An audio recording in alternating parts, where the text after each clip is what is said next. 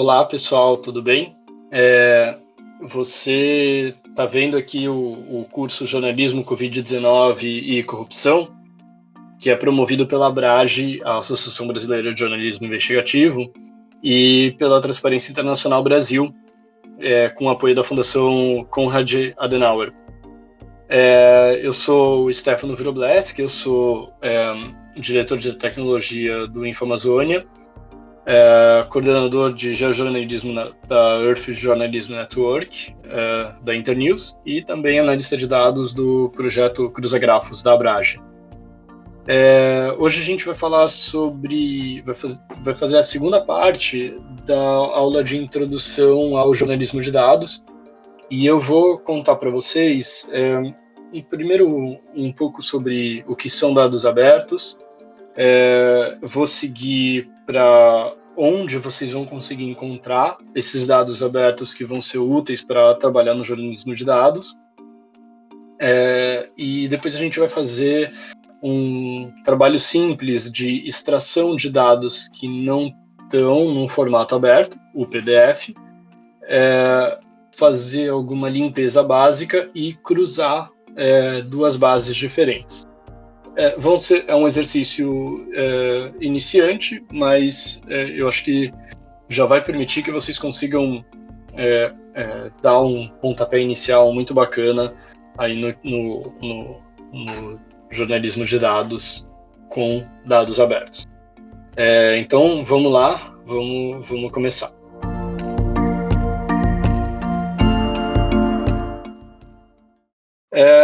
Eu queria começar essa aula trazendo para vocês uma definição de dados abertos. Quando a gente fala em jornalismo de dados, muito do nosso trabalho se conecta com as bases de dados que já estão disponíveis, né, e em geral são bases de dados abertas. É claro, não é uma regra, mas existe um potencial enorme para se explorar a partir de dados que estão abertos. Mas, então, né, o que é exatamente dado aberto? Existe uma definição que vocês podem conferir depois no link aí embaixo na minha apresentação, do Open Definition, uma definição feita pela Open Knowledge Foundation, de que dados abertos eles podem ser livremente usados, modificados e compartilhados por qualquer um e com qualquer objetivo. Isso significa, né, que, então, além deles terem dos dados terem uma licença aberta, eles estão contidos em meios que permitam leitura por máquinas. Então, os exemplos mais simples de dados salvos de forma aberta são os arquivos CSV, que é um tipo de tabela do qual eu vou falar um pouquinho mais para frente na aula de hoje. Também existem os arquivos do Excel, os XLS, e OpenOffice, ODS. Aqui, só uma parte, sendo purista, a gente não pode dizer que o arquivo Excel é um arquivo totalmente aberto, porque ele faz parte de um protocolo proprietário, né?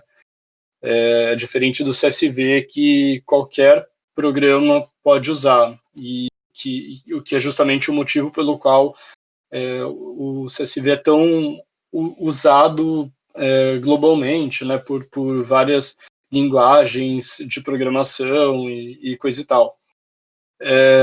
Mas pelo o dado em si que é gerado, a gente pode dizer que sim, o arquivo do Excel ele gera os dados de forma aberta. E aí vale também dizer, né, os dados abertos eles estão na Lei de Acesso à Informação. Ela incorpora o conceito de dados abertos. E caso você esteja fazendo uma solicitação, né, de lei de acesso e você recebe os dados de uma forma não aberta, é possível, inclusive, recorrer da resposta que você recebeu para pedir o dado em forma aberta. Na cartilha técnica que o governo fez uns anos atrás para os servidores publicarem dados abertos no Brasil, eles colocam essa descrição aí, né, que não se deve publicar planilhas em arquivo PDF. Nesse caso, é melhor usar o CSV ou o ODS. O ODS é o arquivo do OpenOffice, de planilha do OpenOffice, que eu falei agora há pouco. Por quê? Por que é tão ruim, né, usar o dado em PDF? Porque, bom, acho que qualquer um já deve ter tentado copiar um texto de um arquivo PDF, você copia lá, você arrasta ali, seleciona, faz de tudo, e mesmo quando você consegue selecionar e copiar o arquivo, né, o texto, quando você vai colar lá no Word ou o que for, você vê que saiu tudo ali mal configurado, problema de formatação e tal. Então, quando a gente recebe um arquivo em PDF, isso dificulta, né, toda a possibilidade de análise dos dados. Bom, onde que a gente pode encontrar dados abertos? O primeiro lugar que eu diria para vocês é buscar no dados.gov.br. Ele é um repositório de dados do Poder Executivo Federal. Ali você encontra bases que já foram liberadas por universidades federais, pelos ministérios, pelas agências. Então, um bom primeiro passo. Ali dentro também do dados.gov.br, você tem uma página que é esse segundo link que eu estou colocando aqui na apresentação, e depois vocês podem acessar, de iniciativas estaduais e municipais. Então, é bem legal porque eles reuniram algumas iniciativas de estados e municípios que abriram suas bases ou que têm um portal de dados abertos e fica fácil da gente acessar. Um outro que eu sou super fã é o Banco Colaborativo de Bases de Dados Públicos da Abrage. Isso é nada mais, nada menos do que uma planilha do Google Sheets que a Abrage criou, e os jornalistas simplesmente vão, cada vez que alguém encontra uma base nova, tal, vai ver que não está ali na tabela, vai lá, adiciona, faz alterações e tal. Então, é super bacana. Qualquer um, vocês podem editar, e tem dado muito certo. Ela funciona já há mais de 2 anos, tem umas 300 bases diferentes ali, links para bases e tal, e é legal demais. Fora isso, você tem também iniciativas como o Brasil I.O., do Álvaro Justen, né, o Turicas, que o Reinaldo apresentou nas aulas anteriores, que ela foca, né, o Brasil I.O. foca em facilitar o acesso a dados que já estão públicos, mas eles estão em formatos ruins para análises. Então, um destaque muito legal é um dataset com os números da Covid-19. Foram 40 voluntários, são 40 voluntários que estão atualizando diariamente os números de casos, né, da Covid-19 a partir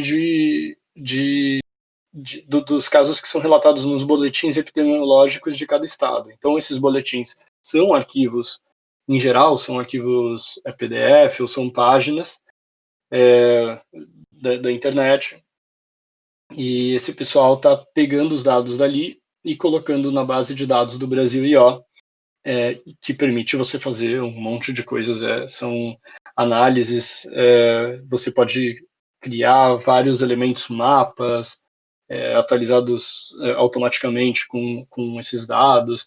É super bacana. A gente no InfoAmazônia tem um que usa esses dados do Brasil I.O. só para mostrar os casos na Amazônia, e funciona muito legal. É uma iniciativa excelente. E fora isso, eu estou recomendando também 2 fóruns que as pessoas sempre podem perguntar, você sempre pode perguntar quando você tiver dúvidas, ou né, estiver procurando uma base diferente, ou tiver dúvidas sobre como trabalhar uma determinada base. Esses 2 fóruns são lugares excelentes para se interagir com outras pessoas da comunidade de dados abertos no Brasil. Então, falando aqui sobre os principais formatos, eu falei agora do CSV. O CSV, né, ele é um tipo aberto de tabela, e essa sigla ela se refere a Comma Separated Values, que significa que são os valores, eles estão separados por vírgulas. É um arquivo de texto simples, então sem formatação, daqueles que se conseguiria até abrir no bloco de notas do Windows. As vírgulas, elas delimitam as colunas da tabela, enquanto as linhas são o que elas são, as linhas da tabela. Eles são arquivos que podem ser facilmente importados no Excel, no OpenOffice ou no Google Sheets, né? Não importa o programa de planilha que você usa. Mas eu recomendo, na verdade, usar o Google Sheets, porque os outros dois eles acabam bagunçando um pouco os dados sem que você perceba. Eles tentam ser um pouco espertos demais. E aí fazem uma zona. E se a base fica muito grande, eu tinha falado, né, o CSV ele é muito adotado, largamente adotado. Então, o legal dele é que você pode facilmente usá-lo com ferramentas mais técnicas, mais avançadas, fazendo análises com SQL, R ou Python. Eu estou mostrando aqui na tela uma planilha que eu importei no Google Sheets. E eu queria que vocês prestassem atenção em algumas coisinhas aqui, porque eu vou logo em seguida mostrar essa mesma planilha que eu importei no Google Sheets, né? Era um CSV, no bloco de notas. Só para vocês terem uma ideia de como que é o arquivo bruto, antes de ser lido no Google Sheets ou no programa de planilha que você quiser. Então, só reparem aqui, na primeira linha você tem UF, nome UF, mesorregião, nome mesorregião, microrregião geográfica, né? E aí você tem várias linhas. Essa é uma tabela dos municípios do Brasil. Você tem o código do IBGE de cada município, e a gente vai usar essa tabela no final da aula de hoje. Mas eu queria que vocês só focassem, dá uma boa olhada aí nessa imagem. E agora eu vou mudar para a próxima aqui. E vocês, assim, ficou feio, ficou meio estranho, tal, mas isso aí é o CSV. Assim, você consegue perceber que é a mesma estrutura, né? Então ali tem o F, vírgula, e já vem o próximo campo, a próxima coluna, né? Nome, underline UF, vírgula. E aí é a próxima coluna. Então, a vírgula está fazendo justamente as vezes do separador de coluna do Google Sheets ou do programa de planilha. É a mesma coisa, só separado por vírgulas. Por essa simplicidade toda também, o CSV é aquele formato que a gente começa com ele e não vai largar mais, vai até o final. Bom, fora CSV, os dados também eles podem ser disponibilizados em tabelas normais, Excel ou OpenOffice, né? Como eu falei, o governo disponibiliza, inclusive, naquele código de conduta lá que eu mostrei agora há pouco, eles mostram eles recomendam que os servidores forneçam os dados em formato ADS, né, se não for CSV, no formato do OpenOffice.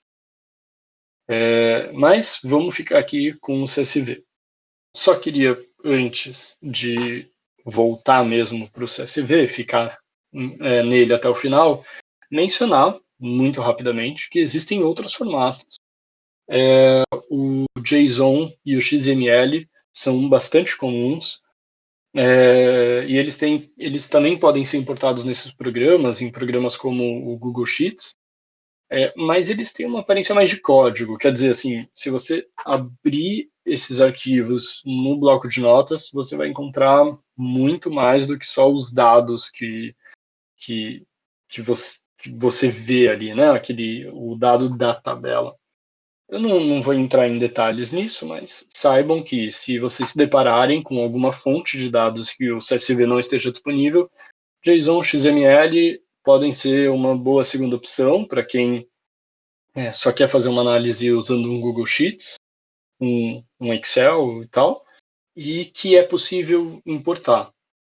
Depois, vocês sempre podem recorrer ao Google, é muito fácil encontrar algum artigo que indique como fazer esse tipo de importação na sua planilha. E também um outro dado, um outro tipo de arquivo que existe bastante, que é muito comum, é o SHP. Ele é o shapefile, que é mais para se você quiser mexer com mapas, né? Então, você quer montar um mapa ali do Brasil, geolocalizar os casos de Covid-19, esse tipo de coisa, provavelmente é com o shapefile que você vai. Ele você usaria um programa chamado QGIS, é o principal programa, mas é um mundo próprio e não vai dar tempo da gente abordar hoje. É legal só vocês saberem que existe, essa possibilidade existe e também estará disponível, ou está disponível nos portais de dados abertos.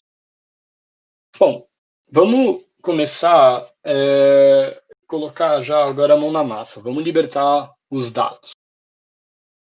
Bem, então, isso tudo que eu descrevi até agora é um mundo ideal. Seria muito fácil se todos os dados fossem disponibilizados em formatos abertos, mas não é sempre que isso acontece. Então, vamos libertar os dados. Imagina o seguinte: você recebeu um arquivo com dados, mas ele não está em nenhum dos formatos que a gente falou agora. Ele provavelmente vai ser um PDF. E se você tiver sorte, pelo menos vai ser uma tabela já estruturada, né? Não vai ter uma bagunça de texto no meio, com formatações, fotos e outras coisas ali. E você vai conseguir selecionar o conteúdo que está ali. Esse é exatamente o caso do exemplo que eu selecionei para a nossa aula de hoje. É o seguinte, a Comissão Pastoral da Terra é uma organização que faz um trabalho já de mais de 40 anos, monitorando e denunciando conflitos no campo. Então, todos os anos, eles publicam dados sobre invasões de terras, assassinatos, trabalho escravo, esses temas que acontecem desde sempre no Brasil e são super importantes, mas também muito complicados, muito complexos. Bom, os dados da CPT, eles estão lá, já faz anos que eles publicam no site deles, mas eles, infelizmente, são tabelas que estão em PDF. Então, eu selecionei aqui os dados de assassinatos de lideranças do campo no ano de 2019, para a gente fazer esse exercício aqui. Então, vão ali até a apresentação de vocês, já vai ter o link direto que entra nessa página aqui, e aí é só fazer o download. Quando vocês clicarem aqui para fazer o download, vai aparecer essa tela aqui, em que vocês vão ter que conferir todo esse contrato de licença e leiam mesmo o contrato de licença, porque afinal, se vocês forem publicar alguma coisa com isso, é sempre bom saber qual é o direito de uso que você tem sobre esses dados. Aceite as condições e faça o download.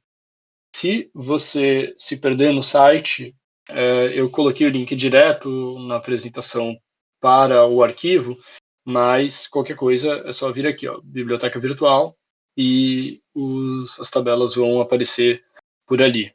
Você procura os conflitos no campo e procura para fazer o download das tabelas. Bem, eu fiz aqui já o download, e o arquivo é esse PDF aqui. Ele está aberto aqui no meu computador e vocês vão ver, quando vocês abrem esse arquivo, vocês vão ver que realmente é uma tabela. Na verdade, são várias tabelas juntas, né? Então, Amapá, e aí você tem várias colunas aqui. Então, UF, municípios, nome do conflito, data, nome da vítima, idade, categoria, número de pessoas e situação da violência. E aí eles têm um subtotal aqui embaixo de cada estado, né, de cada unidade da federação, com o número de pessoas envolvidas. E aí pulam algumas linhas e segue para o próximo estado. Então, é bom você saber da estrutura desses dados e conhecê-los antes de trabalhar com eles, né? É claro, você vai precisar dar uma navegada para saber o que você está fazendo, né? Qual vai ser o seu desafio e tudo mais. Depois da gente baixar essa tabela, o nosso próximo passo, então, vai ser converter esse PDF em uma tabela. E para fazer isso, a gente vai usar o Tabula. O link também está na apresentação. Eu vou voltar aqui para o meu Firefox, que eu já estou com a página do Tabula aberta. O próximo passo vai ser a gente baixar o Tabula. E ele está disponível nesse site. O link está na apresentação, como eu disse. É só vir aqui, fazer o download. Eu já estou com o arquivo baixado aqui. No Windows vai ser muito simples. Imagino que nos outros sistemas será a mesma coisa. Você vai se deparar com uma pasta, abrir o arquivo chamado Tabula. Ele vai abrir essa tela aqui que pode dar assustar um pouco, né? Mas não se preocupem, porque o que vai acontecer é que ele vai abrir uma nova janela no seu navegador, que é essa aqui. Então, a primeira coisa que a gente faz com o Tabula, que de novo, essa ferramenta que vai permitir que a gente extraia uma tabela de dentro de um PDF.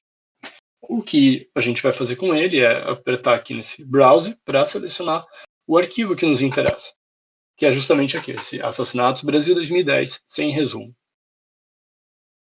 Está aqui, esse é o arquivo que eu acabei de baixar do site da CPT. Eu vou importar. E vai tomar algum tempinho aqui para processar esse arquivo. O Tabula, ele é bastante inteligente, assim, ele tem uma detecção muito legal do que é tabela. Então, nesse caso aqui, eu só vou clicar em autodetectar tabelas. E ele já selecionou exatamente o que é a tabela desse arquivo. Ó. Parece mágica. Então, tá aqui. Se vocês não, né, no trabalho de vocês não for possível se a detecção automática não acontecer, é bem simples também. Eu vou limpar a seleção aqui, só para vocês verem que é tão simples quanto, quase como desenhar uma imagem do Paint. Então, você vai lá, seleciona ali, arrastar, e assim você vai fazendo. Então, faz de novo aqui, e assim vai. Eu vou limpar de novo, porque nessa tabela ele já faz a autodetecção. Então, vou apertar o Preview and Export. E aqui vai me mostrar a tabela. Olha ela aqui. Então, ela está exatamente daquele jeito, né? As três linhas separando, repete também o cabeçalho para cada estado. E aqui vai, e a gente consegue ver que ela está assim até o final. Então eu vou exportar, e claro, eu vou exportar como um CSV. Então, vamos fazer essa exportação. Está aqui, ó. E na minha pasta de downloads. Isso tudo, vale lembrar, isso tudo está acontecendo dentro do seu computador, tá? Apesar de você estar no navegador, isso acontece no seu computador. Os seus dados não estão sendo enviados para nenhum servidor. Acho que é importante a gente ter isso em conta, né? Quando você está fazendo uma investigação mais sensível e tal, não precisa se preocupar com tabula. Então, o nosso próximo passo agora vai ser importar essa tabela aqui no Google Sheets, que é a ferramenta de planilha que eu prefiro usar. Então, eu vou criar aqui uma nova planilha do Google. E eu venho aqui em Arquivo, Importar. E eu seleciono aqui para fazer o upload e vou selecionar o meu arquivo, que é esse aqui. É o arquivo que eu acabei de exportar do Taboola. Então, vamos fazer o upload. Aqui é importante ter atenção nessas informações aqui. Ó. Se você selecionar a coisa errada aqui e você já estava com uma planilha aberta, você pode acabar perdendo todo o conteúdo da sua planilha.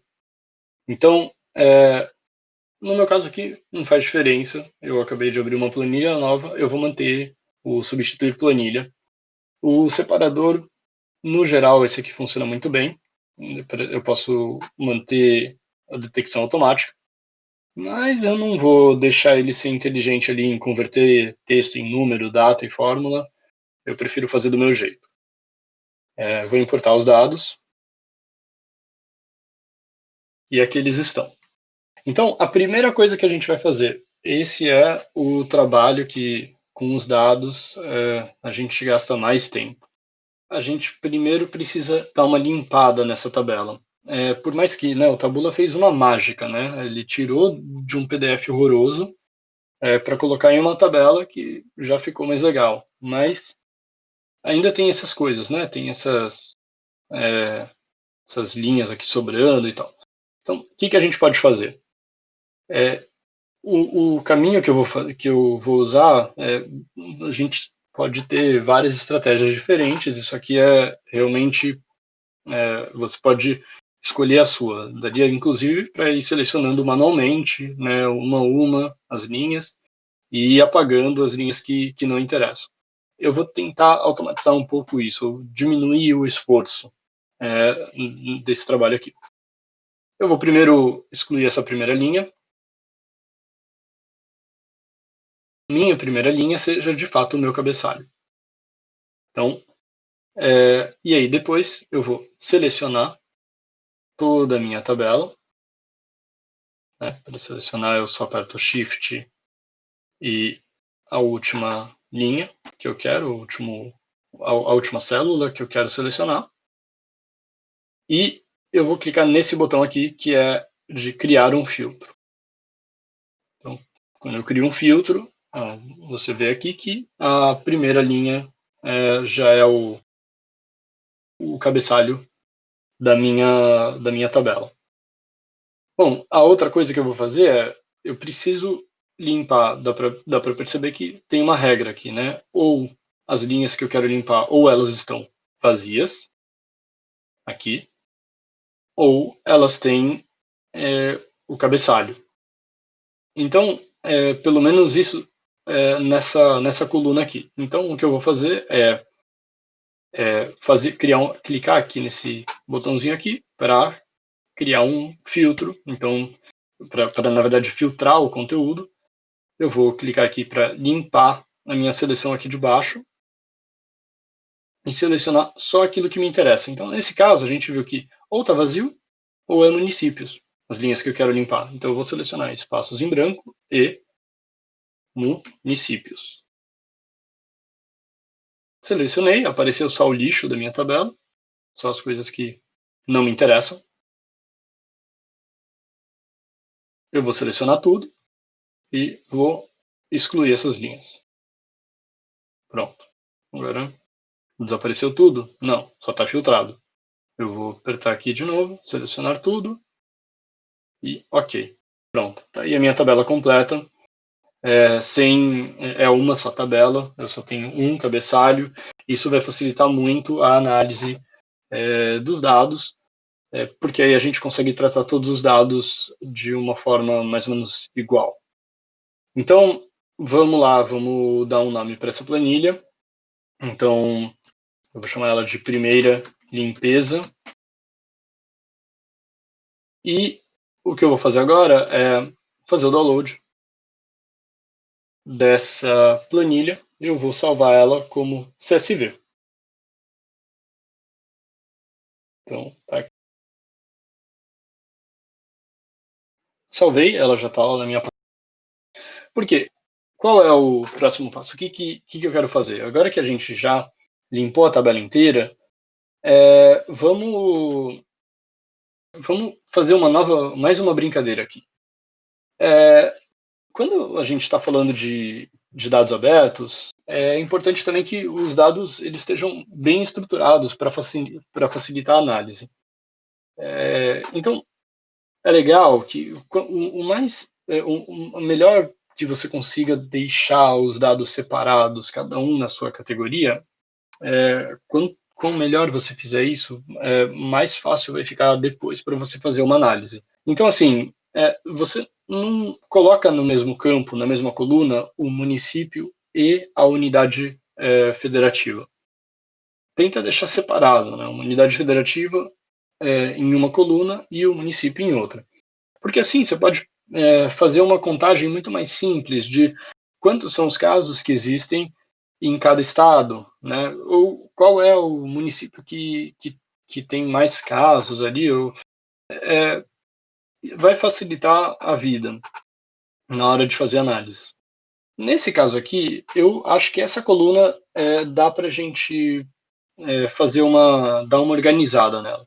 Então, aqui você tem a data, mas quando a gente vê a data desse jeito, bom, se você estiver usando um programa com as configurações dos Estados Unidos, ele vai entender que 22 é o mês e 07 é o dia, né? Outros programas preferem ler no formato ano, depois mês e depois o dia. Então, para facilitar, vamos deixar cada coisa em um só lugar, né? Então, vamos criar uma coluna que não é só data. A gente vai ter uma coluna de dia, uma coluna de mês e uma coluna de ano. E como que a gente faz isso? Bom, pode ser na mão. Você pode ir lá e demorar 2 horas para fazer essa pequena tabela aqui, ou você pode dar uma automatizadinha nesse processo. Aqui a gente vai usar mais um programinha que é fácil de usar, é rápido de aprender e faz muita mágica. É o OpenRefine.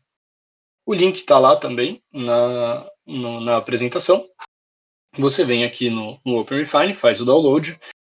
Se você está no Windows e não tem o Java, você escolhe essa opção aqui. Se você já tem o Java instalado na sua máquina, vem com essa, enfim. Você faz a sua escolha a partir da versão mais recente.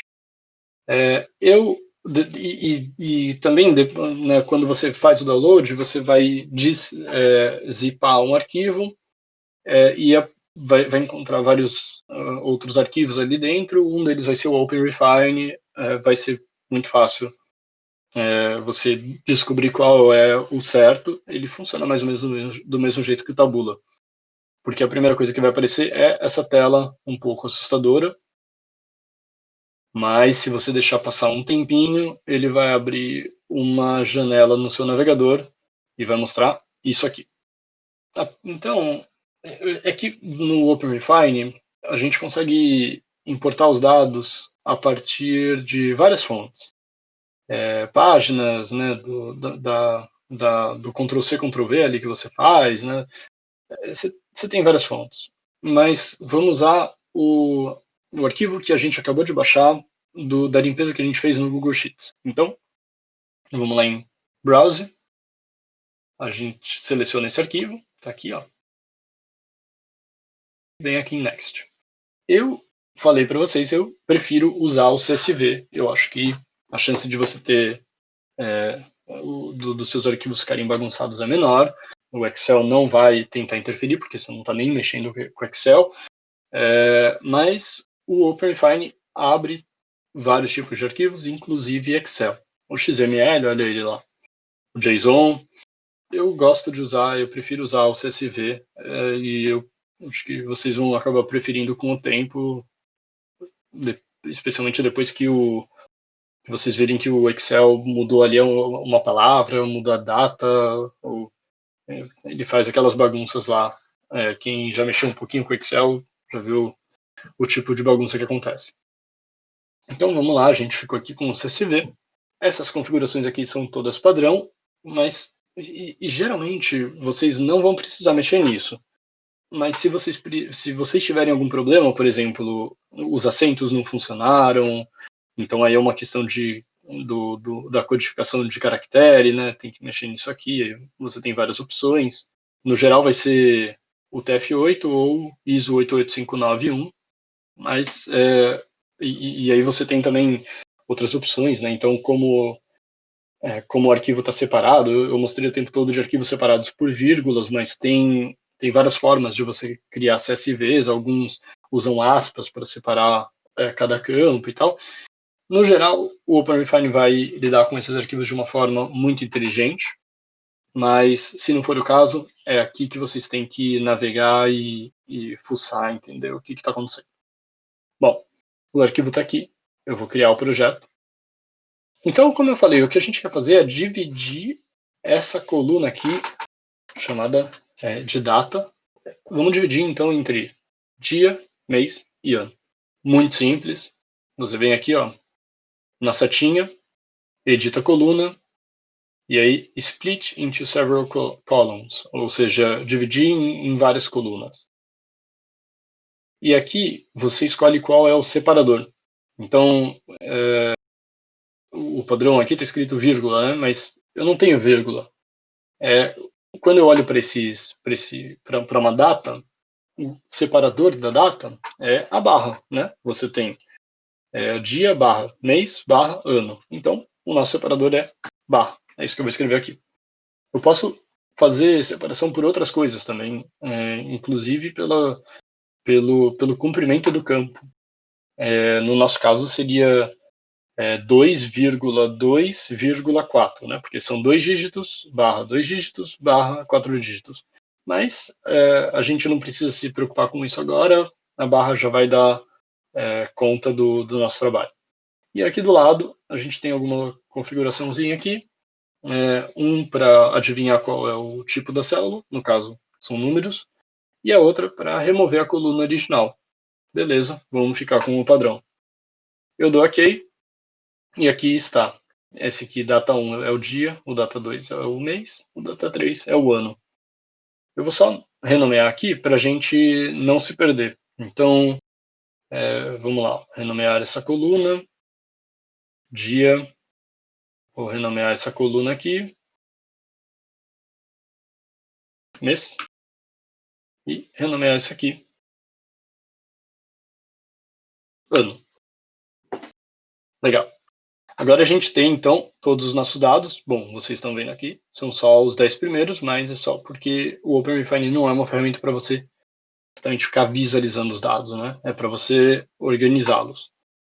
Então, eu posso ver até 50 linhas por vez.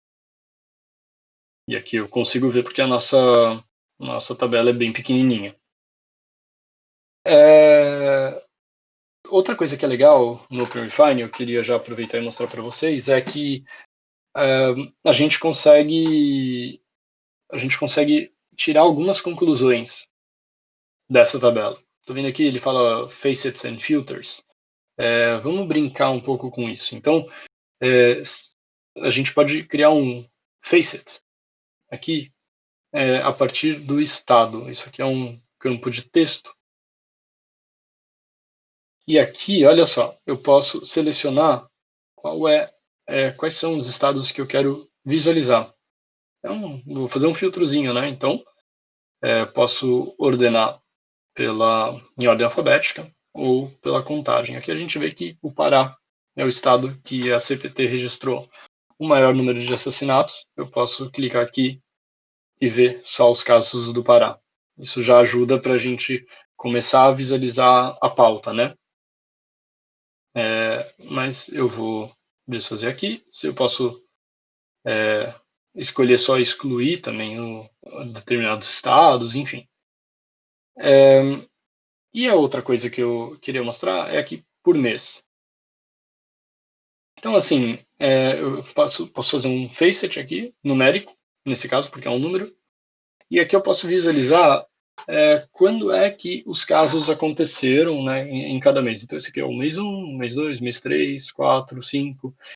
E assim a gente vai indo. E eu vou fazendo filtragem aqui. Então, eu posso filtrar, por exemplo, só do mês 7, aqui até o mês 10. Né? Então, Aqui a gente tem só esses meses filtrados aqui, ele já atualizou automaticamente aqui. Bom, isso é uma coisa interessante porque você pode depois correlacionar esses dados com alguma outra coisa. Por exemplo, o mês ele é uma variável temporal, então você pode você fala, pô, será que tem algum mês em que esse tipo de violência acontece mais? Ou de repente, será que tem algum mês que esse tipo de violência acontece mais em determinada região? Só com os dados de 2019, não dá para a gente tirar muitas conclusões. Mas imagina que você faz esse mesmo processo que a gente fez até agora com os dados de todos os anos da CPT. Se você fizer isso, você vai conseguir começar a poder tirar algumas conclusões, né? Não sei, será que na Amazônia tem meses em que acontece mais violência no campo? A gente poderia selecionar só os estados da Amazônia para ter alguma ideia inicial, né? O que pode ser muito interessante antes de você propor a pauta para o seu editor, por exemplo. Porque isso é legal, né? Você consegue fazer uma análise bem rápida. Tudo isso não vai demorar mais do que alguns minutos para você. Então, eu acho que aqui dá para navegar depois pelo. Você pode fuçar e conhecer o que o OpenRefine faz melhor, mas por enquanto, então, eu vou só resetar qualquer coisa que eu tenha feito aqui e manter só essa subdivisão que eu queria fazer e exportar esses dados. E aqui eu vou salvar eles como Comma Separated Value, de novo, o CSV, e está aqui. E aqui a gente fez a nossa primeira limpeza de dados e a gente chegou a uma conclusão já do que são os dados abertos, né? A gente libertou esses dados que antes estavam num formato péssimo para a gente fazer análises. Agora vamos fazer uma última coisa, porque até agora a gente só se preocupou em limpar. E eu sei, essa não é a coisa mais divertida, né? Vocês não querem só saber, legal, limpei o dado e tal, mas daí, o que eu vou fazer com isso? Vamos fazer alguma coisa com isso, né? Então, colocar mais um probleminha aí nessa tabela que a gente tem aqui da CPT. Ela tem os nomes dos municípios, o que é uma coisa super legal, mas vocês sabem que tem uma reportagem do G1 que coloca que 1 a cada 11 municípios no Brasil tem nomes repetidos, tem homônimos.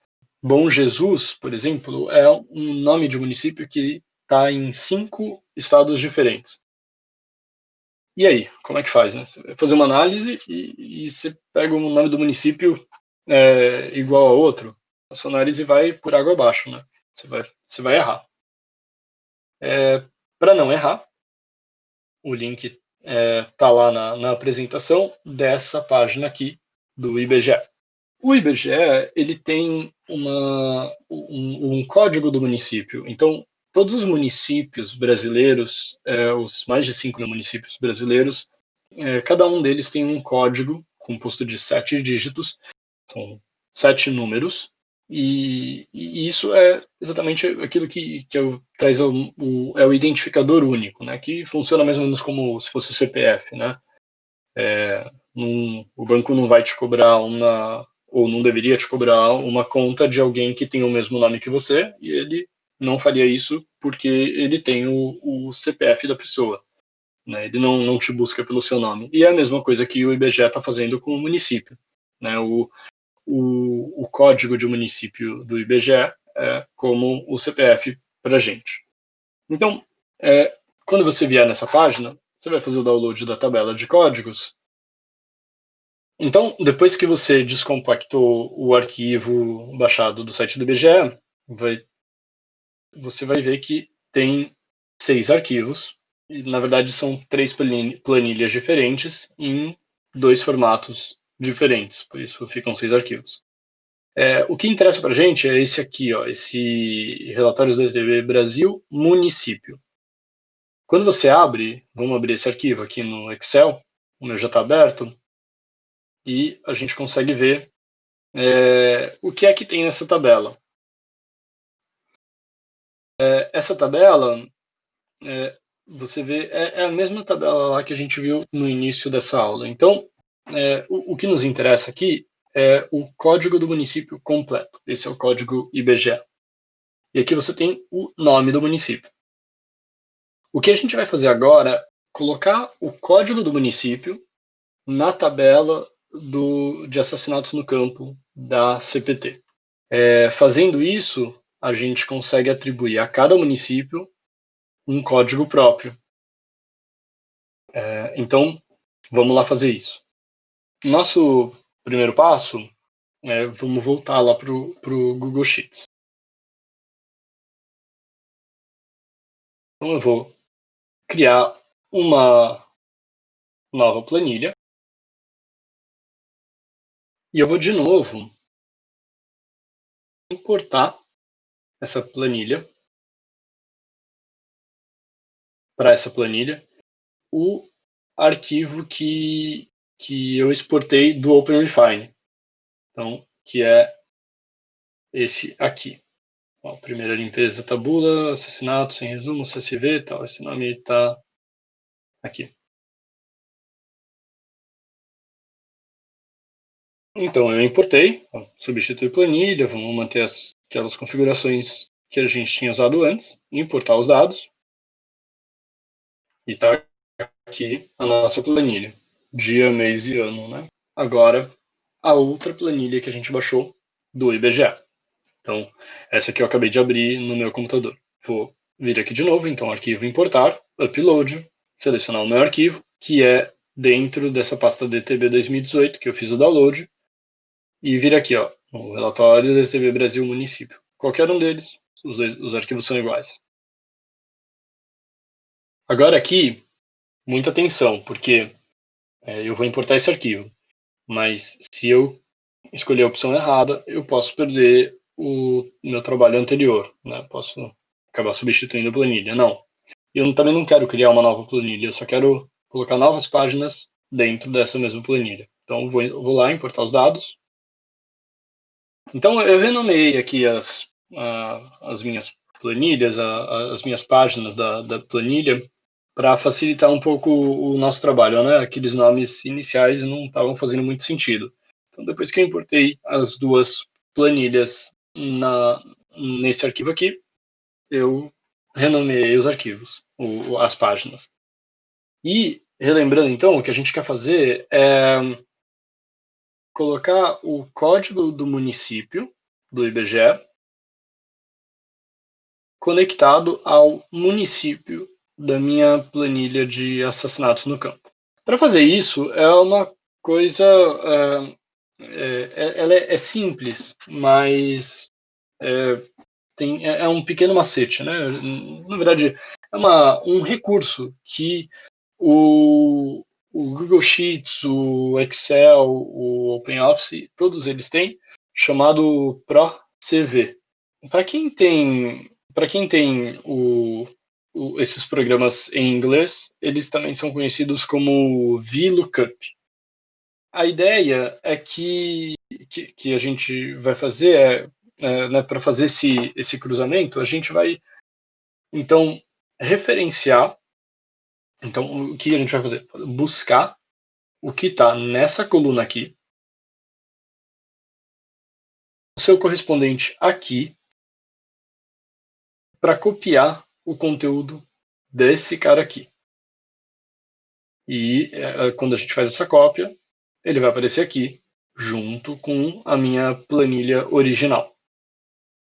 Então, vamos lá. A primeira coisa que vocês têm que saber é o VLOOKUP, o ProCV, ele não faz uma busca se for ou não sem um macete, se o dado que você estiver procurando, ou seja, aquele que é igual ao dado da sua planilha original, estiver na coluna da direita. Ele só vai fazer na da esquerda. Então, o que a gente tem que fazer é, a gente está selecionando duas colunas aqui.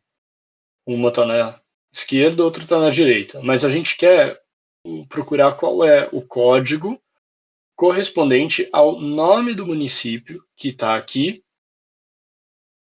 que seja igual a esse cara aqui, né? Então, para fazer isso, o nome do município tem que estar à esquerda do dado que eu quero, e não à direita, como está agora. Então, a primeira coisa que a gente vai fazer é mexer nessa planilha e mover. Ó, eu só cliquei, segurei, arrastei e soltei para o nome do município ficar antes do código do município. Então, agora o nosso primeiro passo é ir lá em fazer o igual, que é o símbolo que você faz para indicar para o Excel, Google Sheets, OpenOffice, que você vai colocar uma função e digitar lá. VLOOKUP ou PROCV, né, que é pesquisa vertical. E aí aqui você tem, no Google Sheets, é bem legal que você tem uma explicação que né, te dá uma dica daquilo que você quer, do que você quer chegar. Então, a primeira coisa é a chave de pesquisa. Chave de pesquisa nada mais é do que o elemento que você vai querer buscar correspondência nos seus outros dados. Então, no nosso caso aqui, é o Pedra Branca do Amapari. Cliquei aqui, ó, ele já selecionou ali, ó, B2, né? B2 que é a célula B2. E aí vamos para o próximo elemento dessa função que eu estou colocando no Google Sheets. Para ir para o próximo elemento, eu aperto ponto e vírgula. Olha aqui, ó, a nossa função está ali e a explicação do Google Sheets retornou aqui. Então, intervalo. O que é o intervalo? É justamente aquela área em que eu quero pesquisar, né? Ou seja, a coluna da outra planilha que me interessa, que eu quero fazer a pesquisa e o elemento que eu quero trazer. Então, eu vou vir aqui no município IBGE e vou selecionar o intervalo. Você vê que, como eu ainda estou na função, aparece aqui a caixinha da função que eu estou editando ali atrás, ali na planilha Assassinatos no Campo. Então, eu vou clicar aqui. Esse é meu intervalo. Ó. Apareceu aqui, ó, municípios IBGE, H até H, ou seja, é a linha H inteira. Mas o meu intervalo não é só essa coluna aqui. São essas duas colunas, porque eu quero buscar o dado aqui e eu quero devolver o dado dessa outra coluna aqui. Então, selecionei, olha ali, ó, municípios, underline IBGE, que é o nome da minha folha, né, da minha página, H até o I. Então, são essas duas colunas.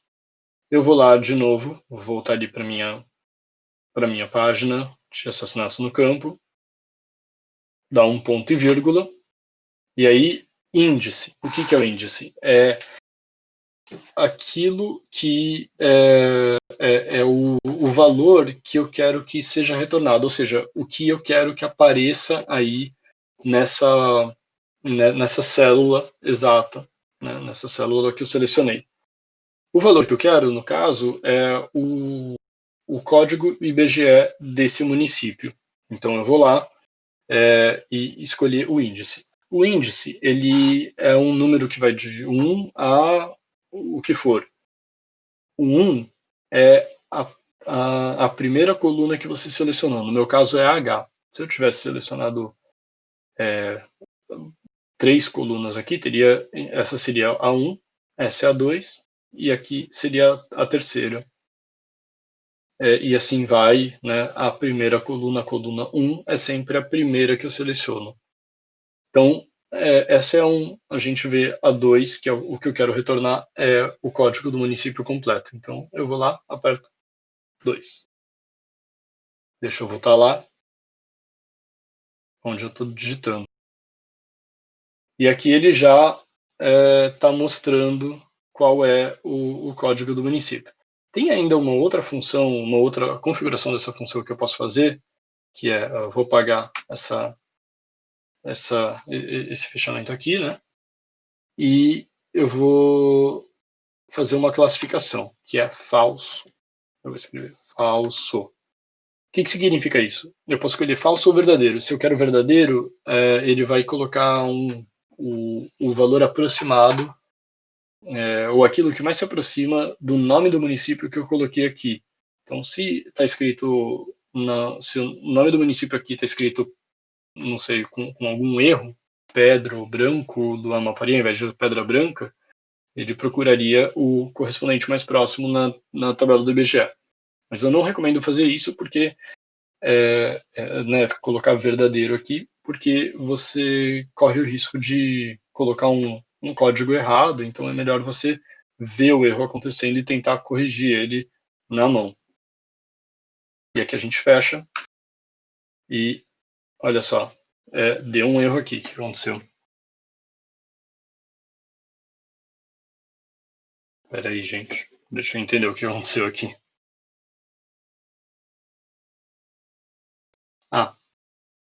Bom, então vocês viram aqui que deu um erro quando eu coloquei falso. Quer dizer, não tem nenhum município ali que tem esse mesmo nome? Estranho, né? A gente poderia ir lá pesquisar no município do IBGE para ver se tem um município com esse nome, mas eu já sei o que aconteceu. Acontece que, por algum motivo, quando eu importei esses dados, eles vieram assim, ó, eu tô Pedra Branca em uma linha e do Amapari na linha seguinte. Então, eu vou corrigir para ficar exatamente igual ao que era, ao nome que aparece ali no município do IBGE. Então, dei o espaço, deixei em uma linha só e, olha lá, apareceu agora certo. Eu vou dar 2 cliques, então, aqui, nesse quadradinho aqui. Quando eu dou 2 cliques, olha o que acontece. Ele repete a fórmula até o final. E aqui eu tenho mais alguns erros. Existem formas, né, da gente corrigir esse erro de uma maneira mais automatizada. Não vale agora para o nosso exercício, mas tem formas de automatizar. Por agora, vamos corrigir na mão mesmo os nomes dos municípios. Ó, você vê que tem aqui, o erro está aqui. Ó, eu digitei errado aqui. E aqui outro Genipapo dos Vieiras. A gente corrige. E assim a gente pode fazer com todos até o final. E você vai ver que ali vai estar, na última coluna, você vai ter o código IBGE. Uma coisa importante para a gente falar aqui é o seguinte. Nesse caso aqui, eu vou até deixar aqui para a gente, código IBGE do município. E a gente tem uma coluna, uma tabela completa aqui. Mas é importante ressaltar aqui que, nesse caso, esse ProCV, esse VLOOKUP que a gente está fazendo, o que está acontecendo aqui você está vendo o nome do município e aplicando um código IBGE. Mas se existir um município de Tabatinga com o mesmo nome em um outro estado, é possível que ele pegue a primeira ocorrência ali, né? Então, a gente não está resolvendo aquele primeiro problema, aquele problema inicial que eu tinha falado de, olha, você tem municípios que são homônimos. Isso por quê? Porque você precisaria usar um macete para fazer um ProCV, né? O VLOOKUP, que considerasse 2 colunas aqui. Acho que para o nosso exercício, né, para entender ver quem nunca tinha feito nenhum cruzamento entre duas planilhas e agora conseguiu fazer pela primeira vez, acho que para o exemplo, já é o suficiente. Mas tenho em conta que, nesse caso aqui, a gente teria que considerar, na verdade, as 2 colunas.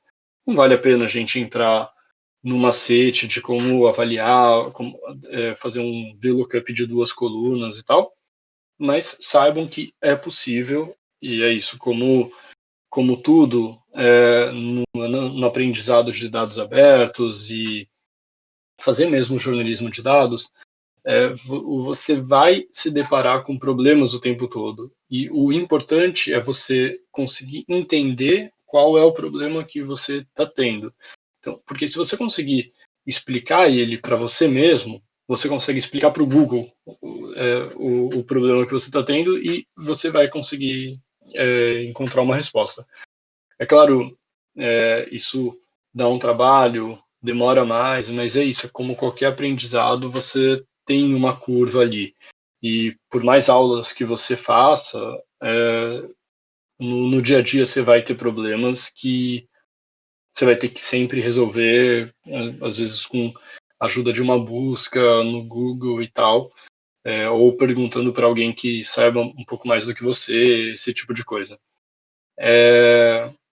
Mas o importante é isso, o importante é você saber o que é possível de se fazer e, sabendo disso, chegando nesse lugar de o que você consegue fazer, você sabe aquilo que você deve perguntar, né? Qual é a pergunta que você tem que fazer. Então, é isso. Eu acho que, como uma introdução assim, muito leve, a gente conseguiu já fazer uma coisa bastante interessante e eu espero que vocês gostem e se interessem em avançar nos estudos aí de jornalismo de dados, porque é genial, é magnífico você poder fazer esse tipo de cruzamento e conseguir fazer facilmente, né? No final vocês vejam que não precisa ser nenhum programador para fazer algumas consultas simples. E se aqui a gente estivesse falando no caso da CPT, né, de não só 2019, em que você tem só 31 registros, mas se a gente pegar de uma década atrás, né, ou dados de vários anos, seria dado demais para você ficar olhando na mão, né, e contando na mão ou colocando na ponta do lápis ali para fazer somas e subtrações e tal. A gente pode fazer essas coisas que na mão demorariam, sei lá, talvez 2 dias de trabalho, aqui você faz em meia hora e resolve seu problema. E já consegue sair com uma pauta novinha e rápida. Então é isso, eu espero que vocês tenham gostado e a gente conversa nas lives que teremos aqui do curso e continuem acompanhando a programação, que as próximas aulas também vão ser bastante interessantes, focando nas bases de saúde e nas possibilidades também do cruza-grafos. É isso. Um abraço, pessoal.